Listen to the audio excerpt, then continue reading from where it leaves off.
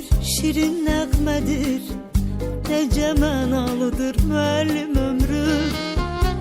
Könüllər oxşayan xoş təranədir, günəş sevdalıdır müəllim ömrü. Könüllər oxşayan xoş təranədir, günəş sevdalıdır müəllim ömrü.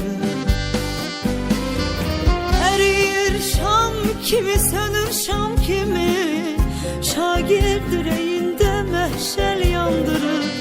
Sevimli gençlerin olur həmdəmi, həyat yollarını işıqlandırır.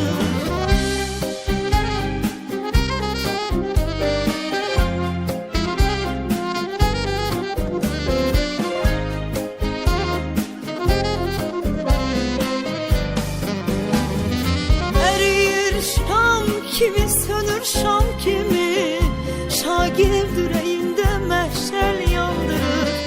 Sevimli gençlerin olur həmdəmi, həyat yollarını işıqlandırır.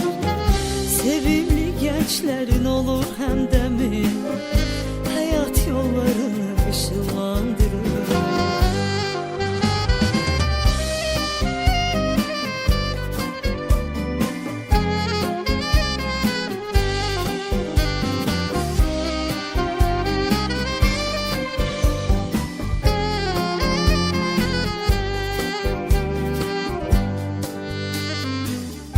Zekası nur saçar yollarımıza, ışıqdı ziyadı müəllim ömrü.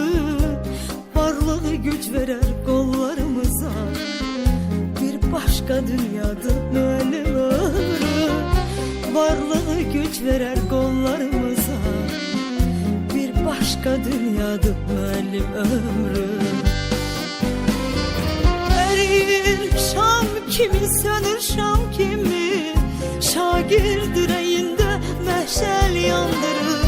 Sevimli gençlerin olur həmdəmi, həyat yollarını işıqlandırır.